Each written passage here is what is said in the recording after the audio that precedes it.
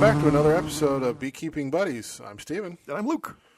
Once again, we're going to start off talking about the weather. Oh, wait. What we're doing around the yard. Around the yard. Around the yard. But, you know. It kind of has to do with the weather. It kind of always has to do with the weather anyway. So I was saying in our pre-show that isn't recorded that I feel like a bad beekeeper. And you know why I feel like a bad beekeeper?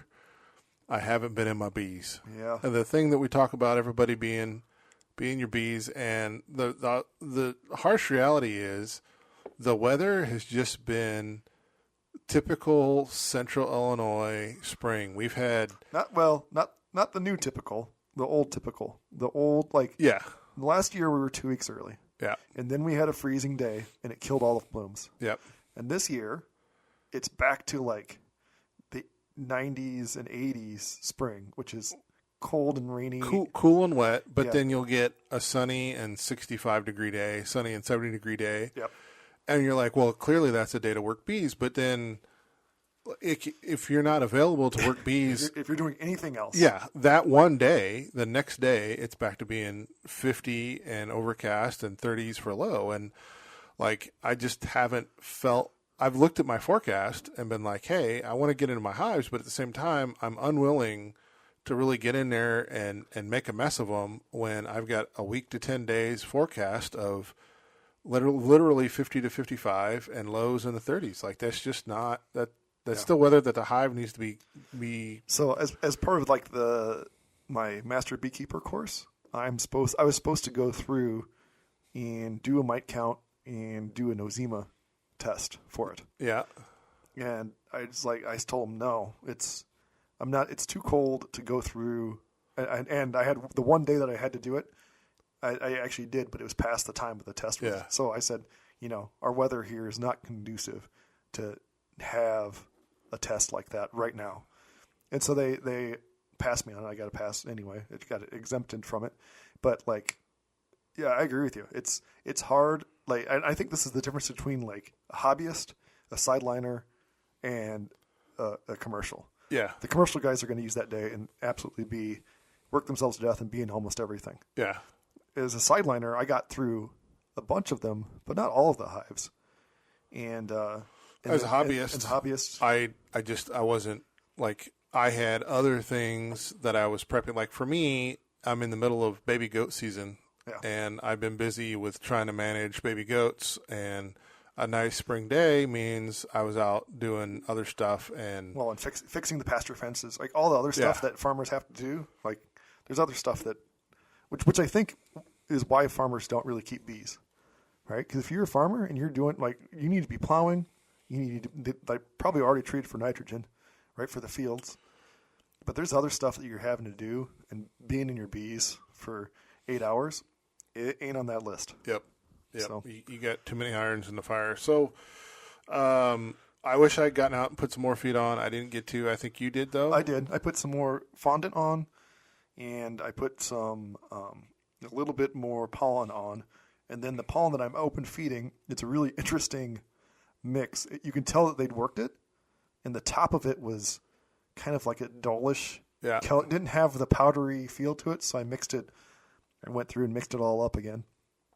So I did that, and then I've also been taking the Master Beekeeper course and writing presentations this past week. So the cold weather, it doesn't hurt my heart too bad because I've been spending, I think, 6 or 8 hours a day writing PowerPoint slides and stuff. It's just pretty painful. I did talk to a little old lady group. There were a bunch of older retiree ladies at a church group, probably 30 of them there. That's a pretty good sized group. It is a pretty good sized group. And I talked to them about bees and what's going on. We talked a little bit about the losses that's been going on across the United States. They had some really good questions. So it's always nice to do some outreach like that. I don't know if it's outreach. They still paid me. Yeah. I don't know how much. It'd be interesting to hear what people think they should get paid for speaking, especially like at different levels, right? Like, as a master beekeeper, should I be getting paid more? Or well, the little old ladies group is a little different than Yeah. asked to speak at a bee expo or something where you're in front of hundreds of other beekeepers. Sure. Yeah, the little ladies groups. I say if you feel like you have to pay me, then $50 is fine. Yep. And they usually try to feed you while you're there. Yep. And so those. Tell you what, all the meals I've attended, they've been really good. Yeah, they're all desserts for some reason. All the ones I've gone to are like all desserts, and I'm trying to lose weight, and that's just not a good combination. I have a soft spot for chocolate chip cookies, and whew, that was rough. I also spotted first couple of dandelions maybe over the weekend, but then I looked out my window today, the day we were making this podcast, and the yard was noticeably popping with dandelions. So this is not quite second week in April, which is typical, pretty on par with my other previous years, not necessarily last year specifically. Excluding last year. So we're right on schedule, and then if you look at our 10-day forecast, we're in the 70s and sunny, so they're going to be out in force, and we'll be just getting back from having picked up our Nucs that were going to be available. So if you bought into that program, you'll be finally getting your Nucs here. Yeah, so it's an interesting process. There's a lot of stuff. This is the first time Steve and I are doing this, right? Going and getting our own Nucs from a buyer. So that process you'd think would be, I just go and get them and I come back and then everyone can pick them up. But the process is not that easy. It is go get them, right? And then you bring them back. And the bringing back part of honeybees is you don't really get to stop because they overheat. Right? Yeah, they put out a lot of heat. Well, if you're sideliner guy and you don't have some sort of fancy refrigerated truck, then logistically trying to make sure the bees don't overheat is like there's concerns for packing. Yeah. And, what time of day you're traveling, are you in the sun? What's your temperatures? Yeah. And that's kind of nice that we have normal spring in the Midwest because we'll be traveling through like 50-degree weather, and that should be fine. They should be able to cluster and take care of that.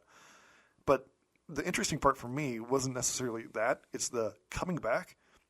So even though they're inspected, the state inspector would like to look at them, right? And so the state side contacted him, and he said, "No, I want them to sit for a day because they're not fun to go through immediately after having moved them." So he wants them to fly for a day, which I thought was strange.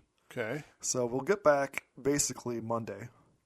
He wants them to fly Monday, check them Tuesday, and then people can pick them up Wednesday. So it's a much longer waiting period than I expected it to be. Yeah. And it's strange to me that they're inspected. So they'll be inspected. We're picking them up from Louisiana. Well, we're picking them up from another location, but they're coming from Louisiana. The suppliers in Louisiana. We're picking them. The guy that's picking those up. So they've been inspected by a state beekeeper. The guy that we're picking up, that's driving them partial the way for us, who we're meeting, has been a beekeeper for 50 years. He also checks all of the hives. And then we're bringing them back, and they're also being checked by me and Jim. Yeah. So, like, these things, if they have any diseases, we should have caught it 3 times. All right, right? It should be, and they're only 5 frames, so it's not like, it's not for somebody that's been beekeeping for a while, it's not rocket science to pull diseases and to go, yes, this is what this disease looks like. Although we have talked in the past, the difference between AFB, EFB, and heavy mite-loaded hives is pretty difficult to see without some kind of testing. Yeah, but that's also like an established colony problem, not a 5-frame nuke. I mean, the 5-frame nukes, these have been sitting for at least a month, right? So they should be. I'm interested to see how they do. I would expect that these will be as strong. This time of year, you're not going to have July mite loads, right? Yeah, and trying to establish deformed wing virus or parasitic mite syndrome versus EFB in June or July is not going to be the same as right now. That's true. In the news, so the other thing around the yard is you're looking at equipment, right? I've got some sitting out in my yard. Yeah. So that's the other thing. Like, if your equipment's not ready now, don't panic and hurry up and get equipment from Hilco because the dude's real busy. Or they're all super busy right now. So plan ahead for your bees. In the news, we've got obviously right now the time we're recording the podcast, tariffs are all in the news, which a lot of our beekeeping equipment these days comes to source from China. Yeah, it's an interesting, right? Like it's a weird. The tariffs are impacting things we wouldn't even think about. So, I guess it remains to be seen of what the actual impact is. Right now, it's sort of still all on paper. But, the talk has been a lot of Mexico and South America where we get a lot of our produce. So we might be looking at higher prices for food, but at the same time, higher prices for food means we're going to get higher prices for our honey. Yeah. But on the flip side, our cost inputs in terms of trying to buy equipment, if that's being sourced overseas, which like we don't care if you're buying from a local supplier or a Dayton or a Man Lake, all of their suppliers are likely coming from an overseas supplier. Like there's nobody making plastic frames and metal smokers here in America anymore, right? So right.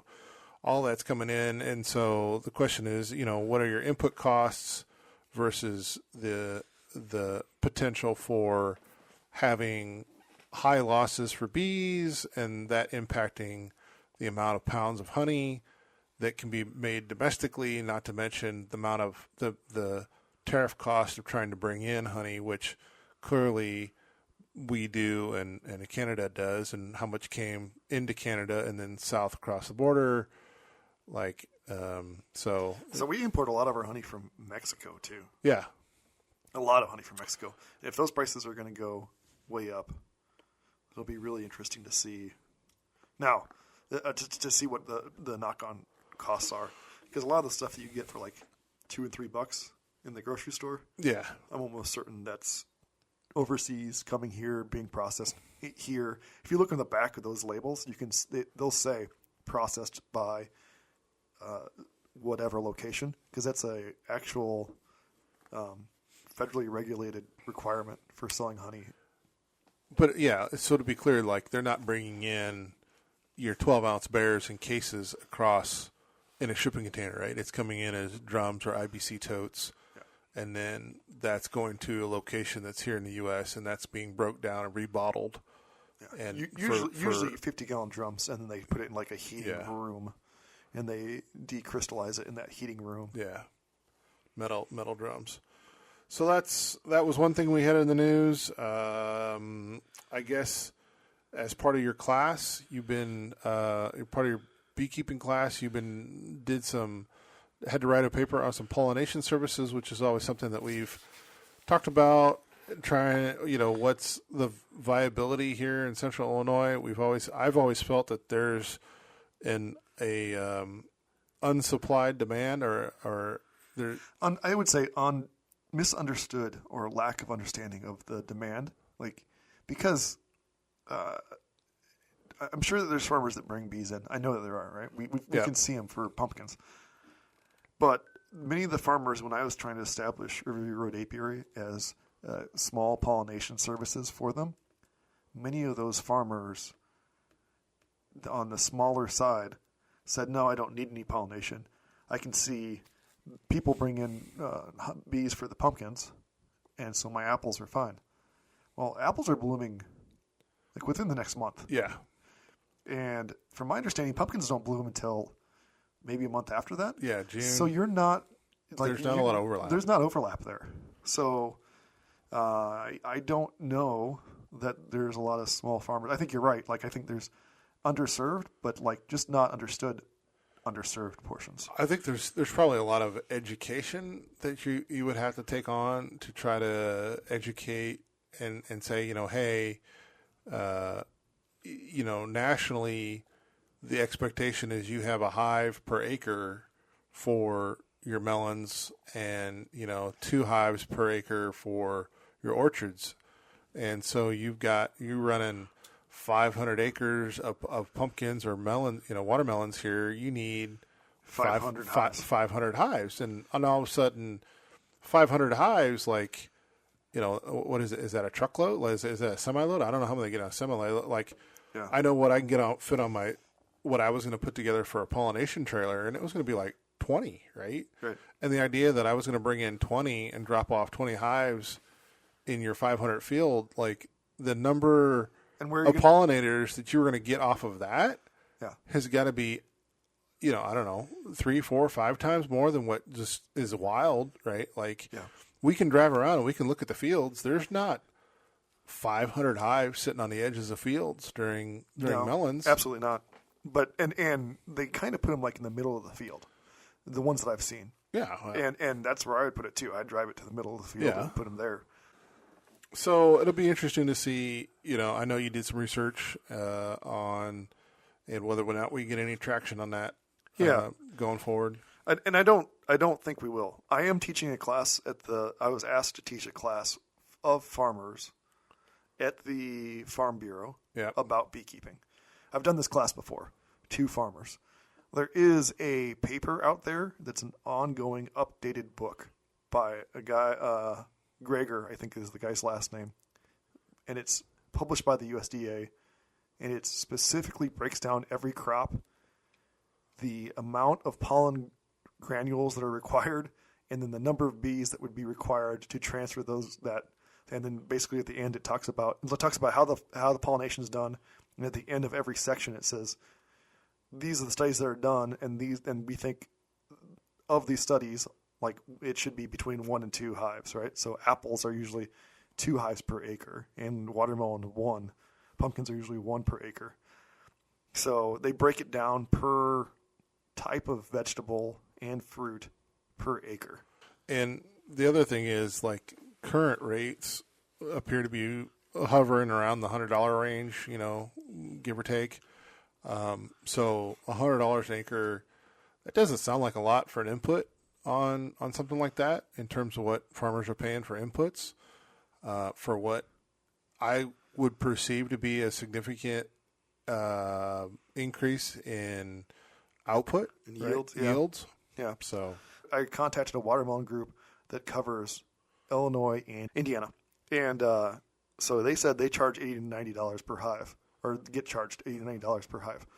I looked up it on the ag numbers, and they said they charge $59 or $59 something is the average. So that's a little bit lower. So I also ran numbers for that for income, right? How many hives would I have to put out? What would be my inputs? What are my dangers, right? What happens if there's a farmer that sprays, I lose my hives or whatever else? And for me, the number of hives I'd have to transfer to a location felt like it wasn't worth the money to me. It was like $3,000-ish. And I thought for $3,000, I'd much rather have my hives on a location and then manage them to be healthy and have a better honey crop. So if you were to take a setup that... But you'd have to have equipment for it, right? So but like hives on a truck, but Canadian Beekeeper, right? We've seen his videos of the equipment that a commercial guy uses, right? So he's got like a 20-foot flatbed behind a commercial truck with a fancy crane on it, right? So he's moving about 80 hives per truckload. Yeah. So you're going to cover 80 acres with that? Or, 40 acres of apple trees would probably cover the average size orchard we find around here. But, like, I think the average person who's running pumpkins or watermelons is probably running 300 or 500 acre fields at a time, right? These days. So I don't know, probably. The Indiana contact said that they had 8,000. He was pretty firm about Indiana. 8,000 acres of watermelon, 400 to 500 acres of cantaloupe, and 600 to 700 acres of pumpkin. And so, based on that, right? Like you can't. Like we said earlier, you could pick up and move hives that you had on the apples. To pumpkins, but if that number adds up to be 10 or 12,000 acres of pumpkins, I can't move 80 hives around 10 times to come up with 800. Right. Like it's all or nothing for that 1 month. Yeah. So and pumpkins. So here's the other part of it. pumpkins don't produce nectar. Right. You don't have pumpkin honey, right? They produce pollen, which means you're feeding all of those as well in order to get them through that season. Or you're hoping that they're pulling in a nectar source from someplace else. But if you're in the middle of row crop, it's probably But remember a food how desert. honeybees work too, right? They're generalists, but they're monofloral of the generalists when they do it. So when they leave and they're looking for go get clover, they only get clover until they come back. So that's not going to be beneficial to a farmer and stuff. So anyway, my writing, I had to write a 2-page paper about pollination and about my honey goals for the year. And basically my summary for my pollination was, I don't think I'm going to do it because it's not enough income for the amount of effort. And yet again, it just doesn't, math doesn't math out. Right. It's just not enough. What are the honey goals? I plan on selling about $25,000 worth of honey this next year. So if we did an average of 10, then that's 2,500 pounds. 2,500 pounds? Yeah. Okay. Which this year, it's a lot of 5-gallon buckets, dude. It's a lot. It is. It's a lot. It's a lot of pouring honey. I think you're going to have to graduate out of 5-gallon buckets. I might. I don't. The more equipment that I have, the more I have to redo the honey house. Yeah. and so right now, there's room to expand. There's room to expand. So right now, this last year, I sold 1,100 pounds of honey, according to the stuff that we that's only 25-gallon buckets. Those were only those were not 1,000. Yeah, it was basically 1,100 pounds of honey that we moved this last year, and I could have moved more had I been more on top of where my retail locations are, because I remember I didn't retire. Last year I just started, right? And I wasn't on top of, hey, they ran out, I should be there. So I wasn't, and because of that, didn't have a regular route set up to go around. Didn't have my route, added in. So this next year, the goal is to have a route added in. I interviewed and hired a new guy. So I asked him if he wanted to be interviewed on the podcast, to be like, hey, I have no idea anything about beekeeping, which he has okay. We are green as green can be. So it'd be interesting to see someone. He's 16 years old. He's 16 years old. So I'll have him for a couple of years, right? Because high school. Maybe. Right. Until he gets stung. He's really excited about it. So I'm looking forward to that. I guess the last little bit we got here is you're going to be talking to the local club on Friday. Yep. And about the North American Honeybee Expo. Yeah, we'll kind of rehash some of the North American Honeybee Expo. Yeah, how to get there. Right, I drove there. The first year I went, I flew in because my family had a family vacation, and so the time worked out that I flew in. The speakers at the Honeybee Expo are worth. You can get video of the speakers for $75. It's 100% worth getting that. The number of speakers, the amount of detail they go into. There was probably one speaker of all the ones I listened to, and it was 3 days long. And I think I went to at least 12 different speakers, and one of them I couldn't follow very well, not because of her accent, although she did have a small accent, was because the level of detail she went into was college-level detail of the development of the chitin on a larva and the impact of fungicides that can have for the protein expression for that. Oh, that's off in the weeds there, bud. Because we're always told, right? It doesn't have an impact. Yeah. But if you look at blueberries, what's the number one the complaint about people that send bees to blueberries is EFB. Yeah. So EFB sets in, and they think that this lack of development of the exoskeleton is a direct contributor to their susceptibility to EFB. Interesting. Yeah. Well, so I made that very simple. When I say I had a really hard time following it, I've watched it once again, and I still had a hard time following. I'll have to watch it one more time just to see what the heck's going on. But that's the level of speakers that you get is top notch. The deals that you get there are really good. Yep. But you got to. But all of them are walk out of the building with the stuff. Absolutely. So if you can't carry it on a plane, you're not taking it. Right. So that's why you got to drive. Yeah. And then the hotels are fine. The food's fine. Like, I poked around and found some decent food places. Kelly went with me. She is not a beekeeper. She is a quilter, though, and she brought a quilt with her. That's a honeybee quilt. That's I thought was stunning. And we put that into the expo for the craft section. The craft section. Yeah. And it did not get a first, second, or third. Nobody noticed, huh? Yeah, it got passed over. However, we did have a blue ribbon, which I was been told is a big deal. Blue ribbon hive decorated. So it was the hive it was your niece that painted it, right? It is my niece that painted it. She did a great job. This is the second one she painted. Yeah. So the first one got sold immediately, and this one's the second one. It's like kind of a drive.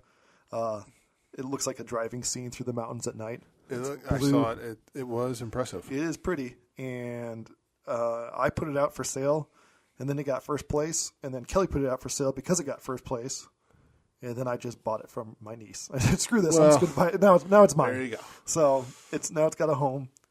You could probably talk me out of it if you really wanted to, but I'm probably not going to sell it. It's got some sentimental value. Speaking of new products that need a new home, did you see the link I sent you late last night? Yeah, I think that is somebody that I used to keep bees for. So to bring everybody else up to speed, in my late night perusing of, I think that was Craigslist. It was Craigslist. I stumbled across one of the hexagon mount it in your house hive and run the entrance outside. So it's the indoor hive thing. I think that company since went bankrupt. I think they have, yes. Yeah. Although I recently saw a different beekeeper that was posting their video on that hive setup and had just added their third box to their living room wall to expand the hive yet again. So I don't know how you check your bees in that situation. I didn't either. Like there must be. I have no idea how you check your bees. I don't, because they're going to be in your house if you're in your house. I've thought about putting one in the apiary, in the honey house, but how do you check them? There's no. Now, years ago, I bought a decent sized observation hive, right, and it needs some work, and I think it needs to be expanded. Personally, it needs to be expanded, but it needs a little work. Honestly, I think the expectation is you look at them, you don't do anything to them. Really? So they're just not going to make it through winter? Well, I mean, the hive is on the inside of the house, so to make it through the winter. Well, right? I mean, you're not going to treat them. You're not going to. What's the impact of drilling a 1/4-inch hole in it and doing some vaporized oxalic acid, right? Other than oxalic acid is super toxic, and in your house is going to be super toxic, right? But you could also plug an entrance and do it that way. Yeah, you could. Right? Yeah, but it's still. I mean, I don't know. It doesn't take much whiff of that oxalic acid to let you know that you're not supposed to be breathing that stuff. Well, you just suit up just like you would outside. Yeah. Mask it up and kick the dog out, kick the wife out. Yep. So yeah, I looked at it, and I did not choose to go forward with buying it. I almost bought it to just be like, hey, just to have it. We should take it apart or not measure it and just make more attachments to it. And yeah, it's one of those, because as a beekeeper that has an audience that people are like, hey, you're the beekeeper guy. Yeah. What do you think about the flow hive, right? Well, I would have never bought one. I don't think it's a thing, but you get enough questions, you're like, well, I might as well, if you have the opportunity to play with one, go ahead and have it, and so that you can actually have, something to talk about. Yeah, and for the record, I'm not a huge fan of it so far. There's only one season, but I know. Not a huge fan. We're gonna be trying it again for this season and see if it's any different. The hive that it was on is really strong now. Same. And we're total jerks last year, so they'll probably be total jerks this year. However, something else I did see was that a friend of mine has a flow hive that he loves. Yep. and he puts a box above it because the bees won't work the flow hive unless there's space above it. And I thought, you were just asking for problems. Double queens. The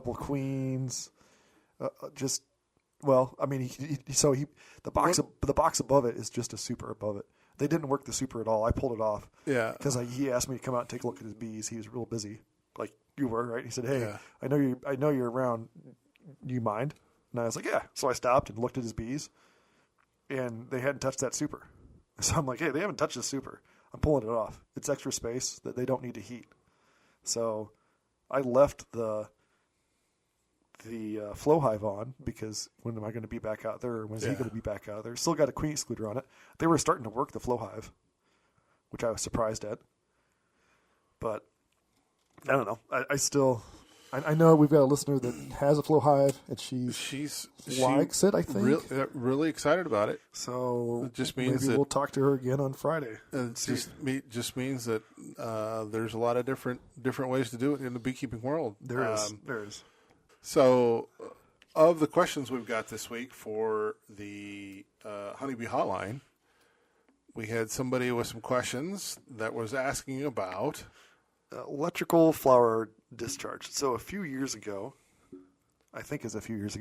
we confirmed that honeybees can see static charges on flowers. Yes. So they also see, I want to say ultraviolet, and I believe that's correct, ultraviolet light, which is painted on the flowers, right? The flowers have like landing locations for the bees to bring them in.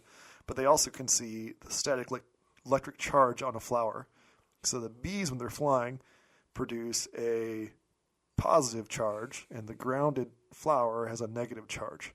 It takes a while for that flower to actually make that negative charge, but then when the bee lands, the static discharge discharges, and other bees can see that bee has been to that flower. So when you see bees flying around and they're not settling on flowers, it's usually because they've been visited before and there's no discharge left for that flower, that specific flower. Yeah, and that study came about with a question of how do bees know that this flower needs to be pollinated or that there's pollen to gather, and they don't revisit the same flower over and over and over and over again. And that's what led them to figure out that there must be a mechanism for them to determine who's been visited and who hasn't. And the leading theory is that, it's this charge thing. Yeah, and so that led to like other questions as well, right? What happens to red flowers, right? Because honeybees, what colors can they see? Can they not see? Is reds, right? The reds show up as like dark blacks or things like that, which is why if you're out working your bees, wearing a black hat or you're mowing your lawn and you have headphones on that are red or black, like those show up as black, which is what predators of honeybees, right? That's their coloration usually. So you don't want to wear those things usually out in the yard.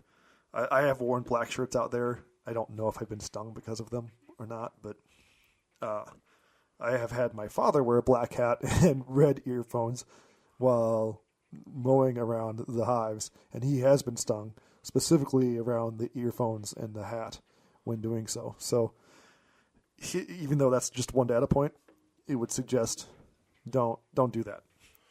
Speaking of more than just one data point, we had some follow-up on treatment successes for overwintering. Yeah, so I said before, we always talk about how well we overwintered and stuff. I had about a 70% success this winter of overwintering.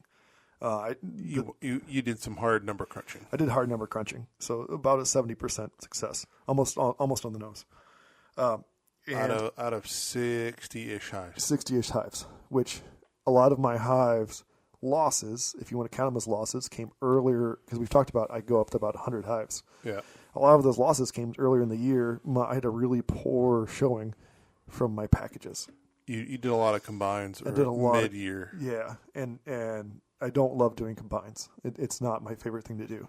But I did a lot of newspaper combines mid-year, and as a result of those combines, I thought I did pretty well. I also had some very on-the-nose oxalic acid treatments that we've done traditionally in the past, which is treating before August 12th locally. is what I think that we have to have so that I can get my number of mites per hive down. So I treat with, don't send the authorities after me, I treat with 4 grams per box at 5 to 7 day intervals. And you're supposed to only treat with 2, I think, is what you're legally allowed to treat with. I think it was technically 1 teaspoon per brood box. I think it's grams. It's 1 gram per box. I thought that. Oh no, it was a quarter teaspoon, so 1 gram. Well, quarter teaspoon, and that got raised just recently to 2. Yeah. So, So I treat with 4 because there was a study done, and it's actually one of the videos you can listen to from the North American Honeybee Expo if you paid for all the videos, and he specifically talks about what's the actual effectivity rates and when should you use them. And he found 4 grams per box was better, and treating any more than that per box had no added impact and no shortening of lifespan. So that's just for oxalic acid. We did have a user who wrote me who said that she treated with oxalic acid pads this winter in addition to her normal treatments. So she made the sponges that you can put inside the hive and put those in for winter and overwintered with those in. So she has, now the sample size isn't probably significant. It's probably not large enough to be significant, but it is interesting. So she had 5 of them that she didn't treat. So at least there was some control. Yeah. And then she had 5 of them she didn't treat, 14 of them that she did treat with these pads for winter. Now, people are listening to you like, why does this matter? Why are these oxalic acid pads over winter? Why would that matter? Well, oxalic acid is most effective when there's no brood. So when is there no brood? It's a phoretic. It's outside the cells only. The mites that are attached to the honeybees are the ones that it kills. And it kills those with like a 95 or 97% effectivity. It's super deadly to those. Not deadly to ones inside the cells because it can't penetrate the cell cap. So, which is where the mites reproduce. So the treated ones fared much better, and they fared much better in just if you look at the data, it would suggest they should fare much better because more mites should die because there's less mites in cells during the broodless period, right? Because they're all attached. So through winter, you have guesses here on how many died for the untreated? Out of the 5 untreated, how many of the 5 untreated? And she still treated them with Formic Pro, I believe, or oxalic acid. She just didn't put the pads on. 3. 3 of the 5 died. That's correct. That was a guess. That was a guess. Yep. Steve, if you ever play the what's the guesstimate game where you bet and guesses? I thought it was Wits and Wagers. Wits and Wagers. Don't play against Steve. One of my favorites. Not fun to play against him. All right, and then the other one was treated. So how many of the treated hives died? She said she had 17? 14. 14? Yeah. I would say she lost 1. 2. She lost 2. And then all of them with oxalic pads, she checked for mites on their nice days. Less than 1 or less than 1 per 300. Not 100 per 300. So you're looking at a 0.1. Right? No, less than that. Yeah. Anyway, you're looking at an infestation rate 3%. 9 mites would be okay. 3 mites would be still okay. She had 1 per 300. And that's amazing. So, this led me down the rabbit hole of playing with. We've talked about it before. There's a mite calculator online that Randy Oliver put together on Scientific Beekeeping. So it has the population growth of a mite. So in case you're just tuning in, this is a spreadsheet that you can play with that has some cells that you can define when you treat and the effectivity, like how many mites do you think it killed? A 95% kill off. And he actually has numbers in there that say, like, hey, these treatments, like the effectivity numbers that he's finding with specific treatments, including splits. So you can go in there and play with putting different treatment types on different calendar times, and it will track throughout the entire year the total mites in the hive as a running number. So you can sort of start with a certain number. So say you want to overwinter with like 5 or 10 mites, you can start there and build from there. Or if you want to overwinter with like 1 or 2, or if you want to overwinter with 20, right, you can sort of play with all these variables and see how that impacts your mite loads in your hive throughout the year. Yeah. So I played with that, and what I found was I'm missing a treatment midsummer. And so I think a lot of this came from a video that I sent you that I stumbled across from the Canadian Beekeeper. Which I think now is behind a paywall. Oh, is it? Yeah.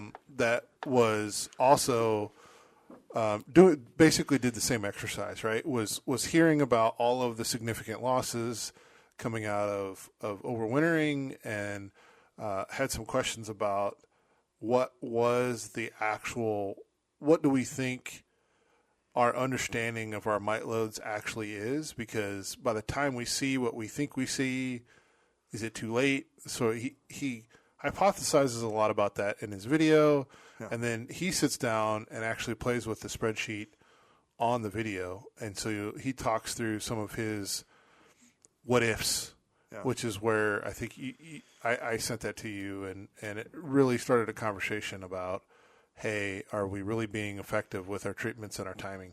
Yeah, and what I found was usually I've been waiting till like the beginning of August, end of July, beginning of August for a treatment, and then I think I need another treatment in there to keep those numbers low.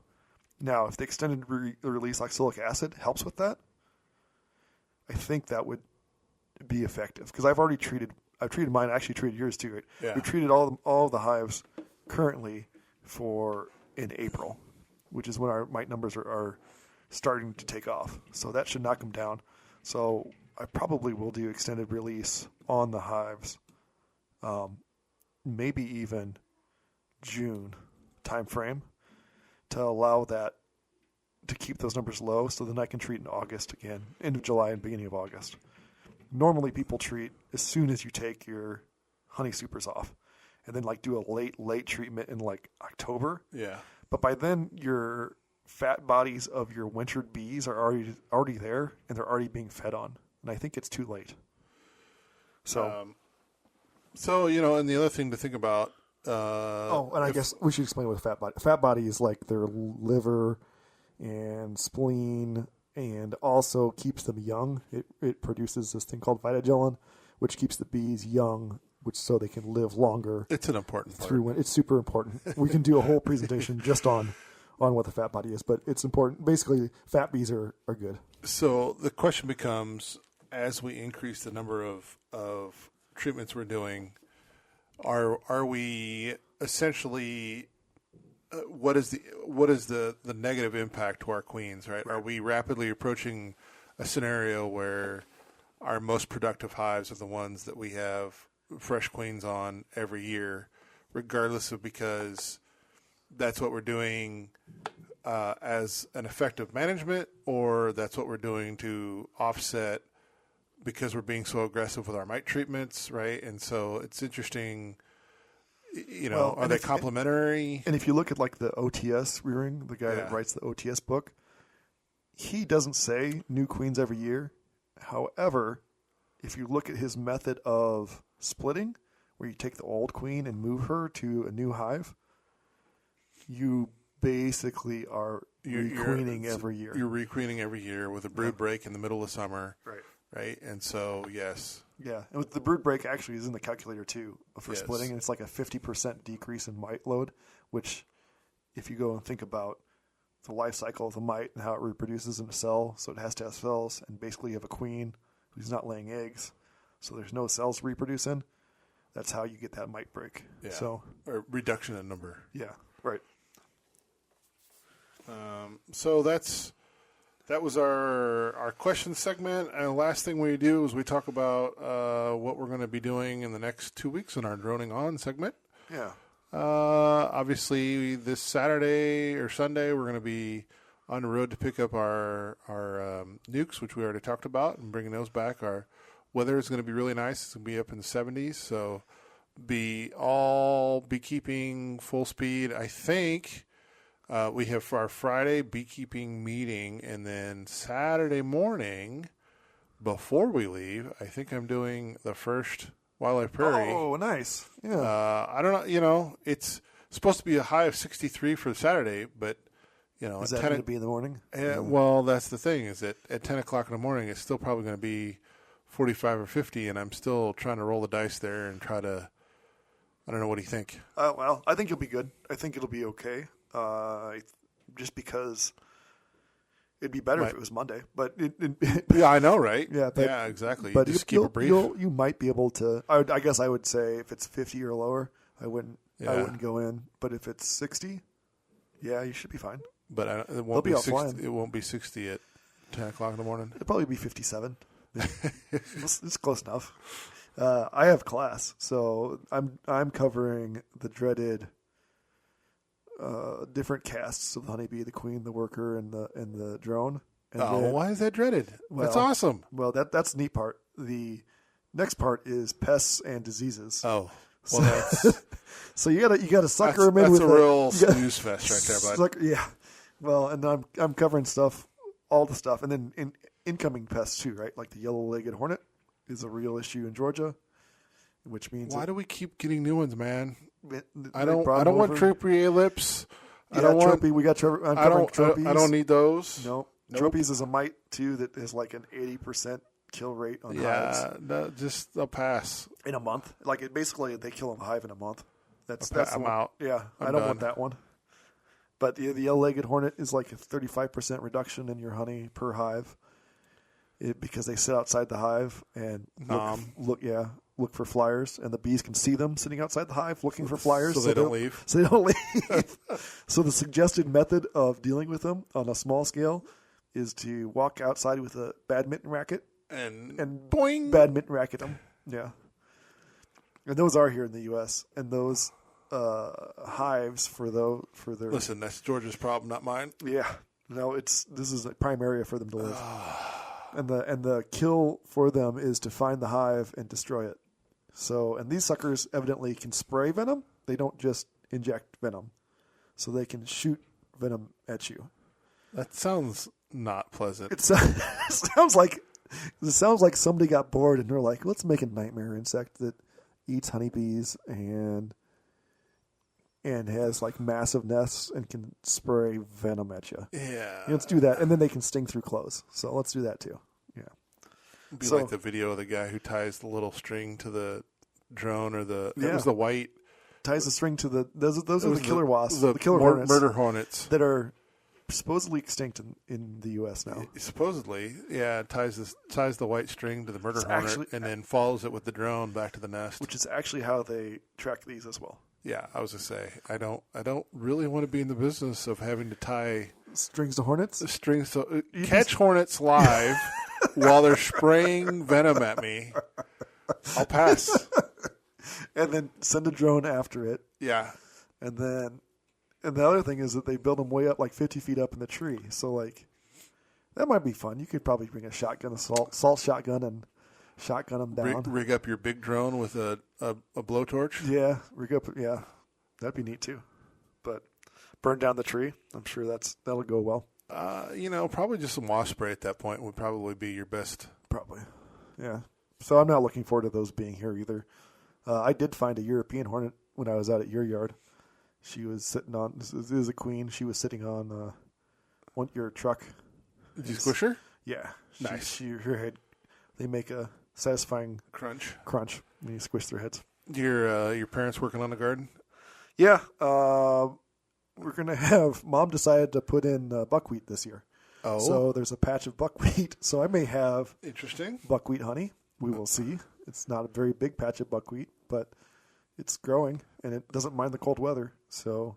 All right. And the rhubarb's coming up and the asparagus is up. So I haven't checked my asparagus. Usually my asparagus is ready for the end of the month. It's always been my birthday. So, and usually that means that it's 2 inches tall on the 20th and 3 feet tall on the 28th. Yeah. Usually it's 2 inches tall on the 20th and like 3 feet tall on the 22nd. Yeah. But yeah, there's ours is up a little bit, but theirs is up. They have a huge asparagus yard, which honeybees will fight you over the flowers. Really? Yes. I have been bumped by honeybees just looking at the flowers, trying to figure out what I was looking at, and I got bumped by bees working the flowers. Asparagus flowers. Well, see, there you go. Most of the table vegetables, they like bees. Yeah. Bees like the table vegetable stuff. Yep. So, looking forward to it, though. I'm looking forward to bee season. Is that all that we have? I think that's all we got. All right. Well, thanks for tuning in for another episode of Beekeeping Buddies. Tune in next time when we'll be talking about everything around the yard and in the news. Thanks for listening.